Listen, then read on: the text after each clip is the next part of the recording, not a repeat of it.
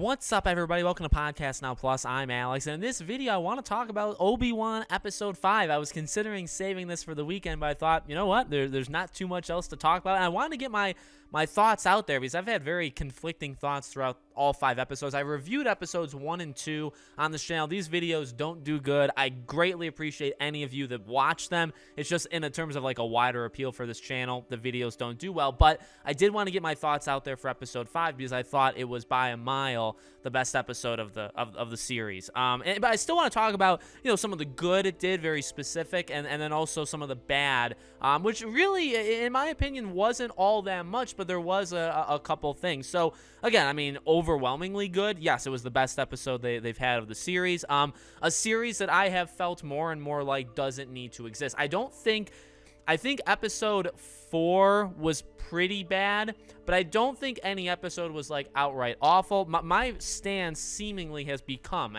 you know, as the episodes have gone on, we just didn't really need this. And by the way, you know, it's my opinion. You can have a different opinion. I think you could easily look at it as, well, you could say that for anything. Nothing needs to happen, but now that it has, well, what do you think of it?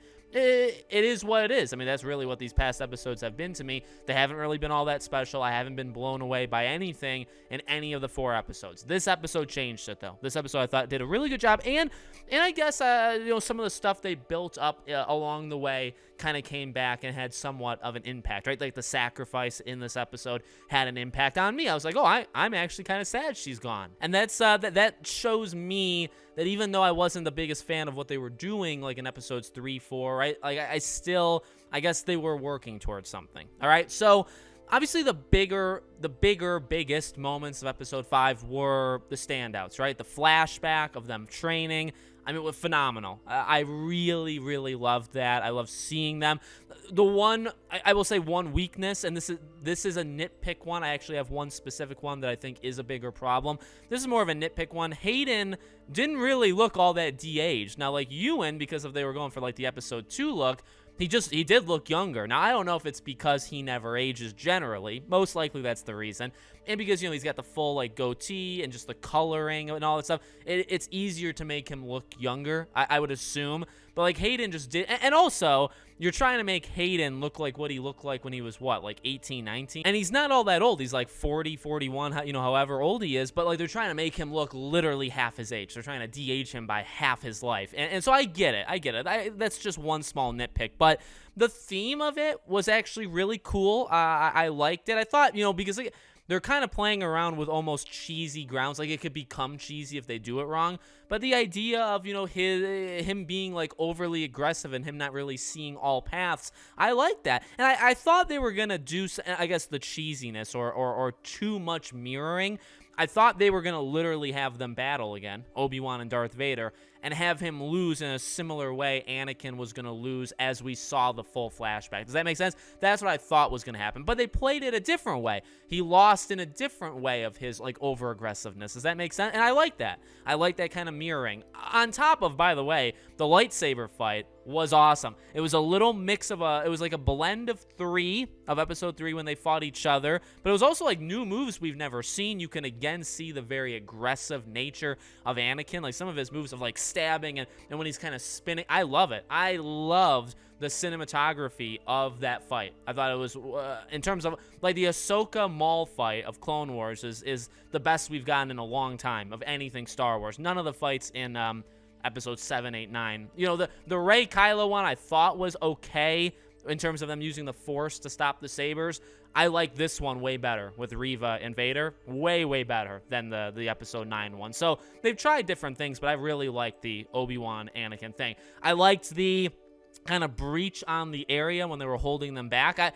When Ewan has the lightsaber and he's Obi-Wan and he's spinning around, he's slicing, you know, he did in the last episode. Like, I love it. I really, maybe it's a guilty pleasure. I just really like it. I actually also, by the way, really like they're making a big emphasis, and this is maybe, again, more nitpicky, nerdy kind of stuff.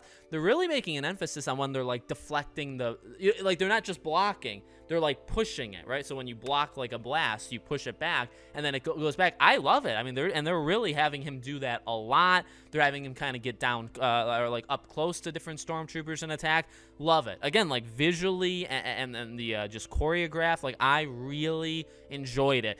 Was it all that believable? I struggled with that in the moment. Because, like, it looks cool. There's some really awesome scenes. Eventually, you know, again, like, the sacrifice is awesome. But, like, the stormtroopers are walking in, and they're not, like, shooting people in the back because clearly they, at some point, push almost beyond where the survivors are. So you could turn around as the stormtrooper and just shoot somebody, and they'd be out for the count. We know they're bad aimers. Like, that part is not all that unbelievable, right? The fact that they just can't shoot anybody. But, like, when they've made it past and you see people, like, martial artsing them, you know, into a wall and stuff, right? When they kind of come in too close, that's fine in terms of the looks, but it's like, well, why aren't they kind of surrounding around one person? Why aren't they surrounding an individual and taking them out? So that is something I had to kind of debate with in my mind if I was going to hold it against it. Let's talk about Reva. Reva is a character that I truly don't like. I've never liked her from episode 1 through 4, and it's not because of anything that Star Wars Instagram or Twitter has told you. It's simply because she's not a good character. I don't like the portrayal. I don't think she's a necessarily bad actress, but she just has not been good whatsoever. She's too... in a way, she does mirror Anakin, I guess, but I just don't feel like she's deserved to do that and the way it comes across. Now, the reason why I say that is because I'm fully willing to say I actually really liked her in episode 5.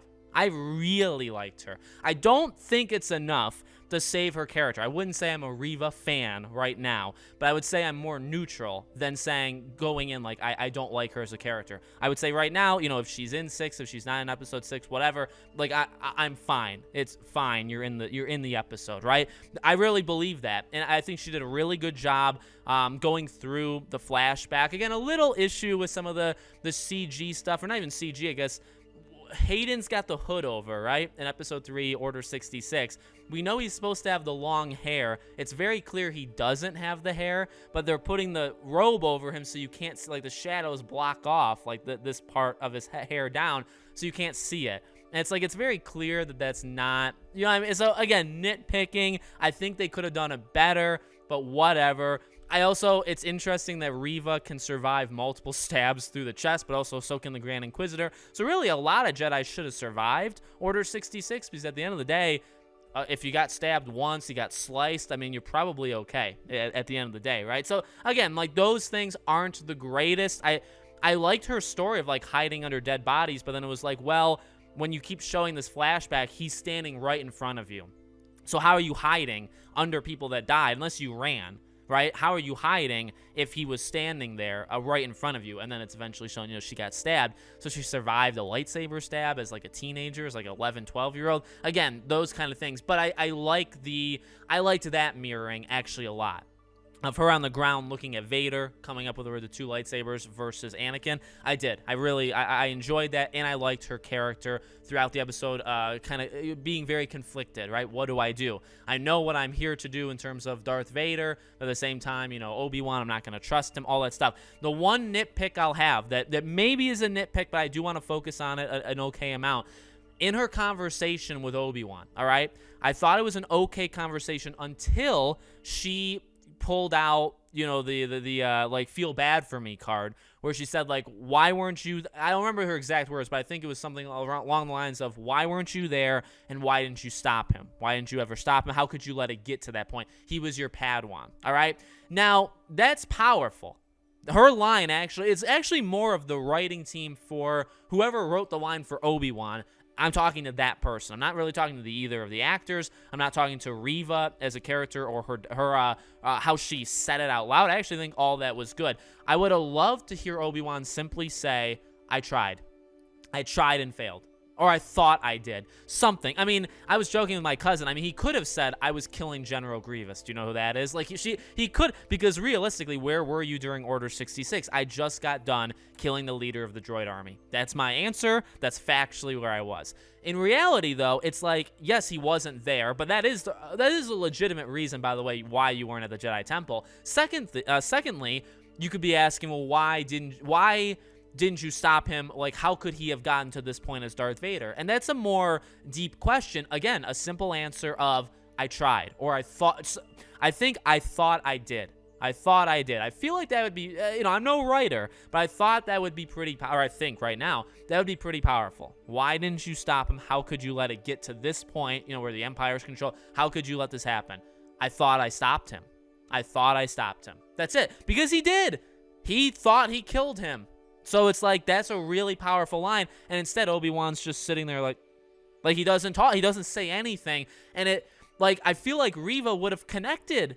No, it's not like she left him on like the worst of, just things, right? Like they're okay, I guess, because he ultimately did convince her to try to kill, Darth Vader. But I feel like him just saying, I thought I did. I feel like you would get an emotion from Reva that the way they ended that conversation, she's venting and he's got no answer. So to her, he probably looks more pathetic, right? It's like, well, you literally didn't even try. I don't know how he became Darth Vader. I don't know. So clearly you didn't even have anything to do with that, how he got into the suit. So you really are a failure. Why would I trust you? Isn't that how she probably would leave that conversation? Versus, I thought I did. Now she's thinking, oh, shoot. Well, he was a Jedi. He was a human. Now he's in a suit. Did he do that? So he did try. He just failed. I would have liked to seen that.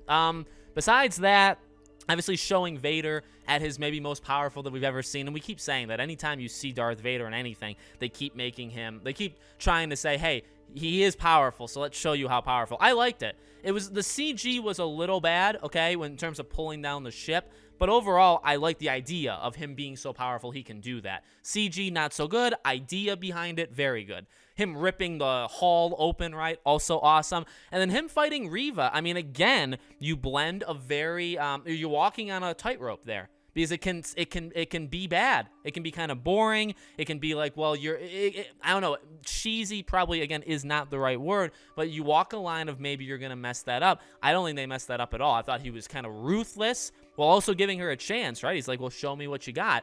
And he destroyed her. He destroyed her in a way of using the Force in ways that we've seen a little bit in Episode 9, but also brand new ways. I actually really loved, although people don't like, the helicopter thing with the, Inquisitor's lightsaber, I liked, when she started doing the spin, and then he stopped that. I thought that was awesome. Then he, breaks it in half, gives it to her to fight. A lot of dodging. Again, probably too much dodging, considering he is supposed to be very big and very bulky, where he's really, I'm pretty sure he's not supposed to be able to dodge all that well in the suit. That's like the whole point. He's supposed to be more strong, kind of like how he was against Obi-Wan, where he kept, hitting him. That's how he's supposed to be. So I don't know if you needed the dodging segment, but everything beyond that I thought was awesome in terms of seeing just how powerful he was and doing things in a new way that we didn't really see, right? I liked it. This episode was really good. Again, some of the writing leaves to be desired. Like, I want more. I'm not a fan of Reva now knowing about the twins because of the hologram dropped on the ground by accident. I thought that was kind of stupid. There are still some issues, again, the CG, stuff like that. But overall, this was easily the best episode. It's starting to make it seem like, okay, maybe you were justified to make the show in the first place. Again, I'm not going to back down. It's just my opinion. I'm not going to back down that I think the biggest weakness this show has had in the first at least 4 episodes is just it didn't need to happen. I don't necessarily think any episodes were awful, but I didn't think any of them were great. I didn't think any one episode was a great episode, and it just, again, becomes more, did you really need to do this? Did you need to do this kind of stuff? And now, at least, it's a little bit more entertaining, right, with episode 5. So we'll see how 6 is, and we'll, evaluate the show from there. Let me know what you thought. Make sure you guys are subscribed, bell icon turned on. If you did like this, leave a like. If this does well enough, maybe I can do a finale review next week, and we'll go from there. All right, thank you for watching, and I'll see you guys on tomorrow's video.